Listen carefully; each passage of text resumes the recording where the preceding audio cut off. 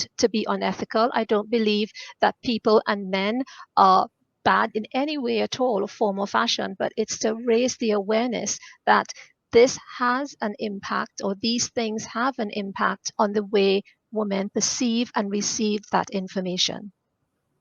Yeah.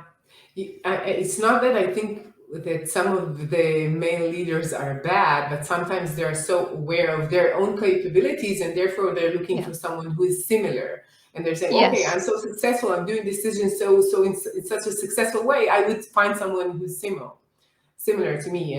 And it reminds me of a situation 2 years ago, before the pandemic. I was in an innovation summit, and one of the people of the attendees in one of my workshops, he came from a big manufacturer from Germany. And he said that in the board meetings discussing where would they place their new plants, sometimes he heard that the top of the, like, I think it's not the CEO, it's even the owner.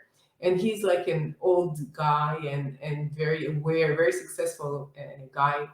And he said that they should decide on a place that doesn't require by law to have women in the sea level.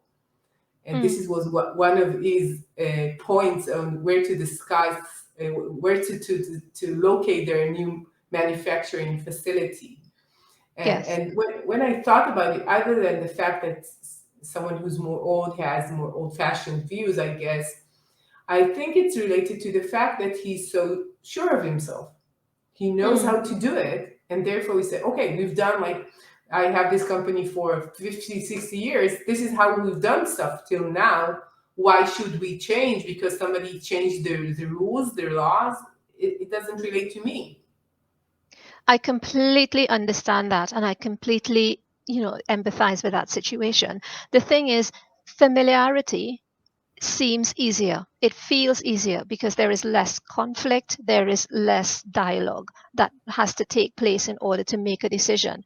But is it though? Is it easier in the long run? Because it means that a lack of diversity means a lack of interjection of different ideas, maybe a lack of considering certain items that are considered visionary. Sometimes just one idea can change the course of an organization. And by not having proper representation on a board, there is the strong possibility of the company losing touch with the very clientele that they want to appeal they want to appease or they service. And I am not saying that having a female on the board or a diverse person on the board is the solution. I am saying it is part of the solution in driving a company forward and for the company benefiting from all that it has to offer, because companies are now playing in a more global space.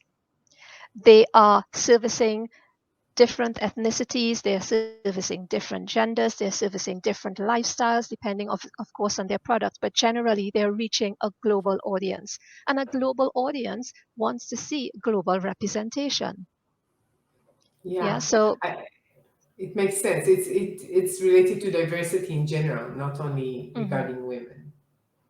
And yeah, more than that, I think that women have the ability to empathize with people, so they understand how would they see it and how would they perceive a new product, maybe that will go to the market, and maybe even listen differently than men. mhm. Sometimes it's like over, like arching everything, but I guess that women see different things differently because just because their life are so, like, life experience are so different than men, and they are more aware of things that men would not even consider sometimes, right?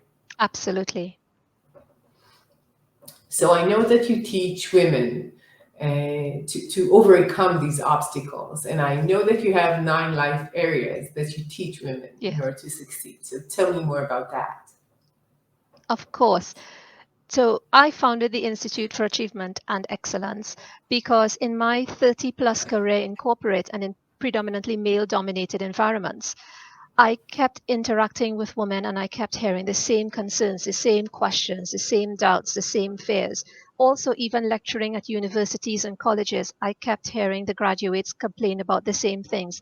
And I felt that I needed to create something that answered these questions and that helped women to navigate the space that I fortunately successfully navigated along my path, my career path. It wasn't easy. I didn't always get it right, but I learned a lot along the way.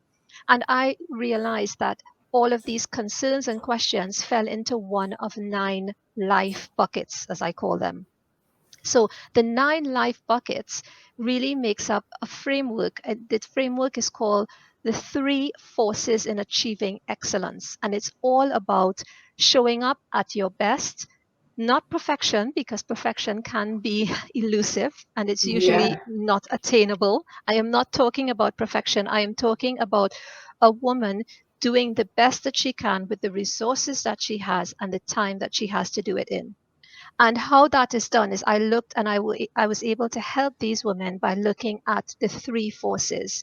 Each of the 3 forces contain 3 life cycles. And that's how we end up with the 9 life buckets or life cycles. So, in the 3 forces for achieving excellence, the first force is identity. You, as a woman, what can you do to change the way you show up and approach? And that contains the 3 life areas of personal brand, demeanor, and personal style. The next life force is all about connections, relationship with herself and relationship with others. And I look at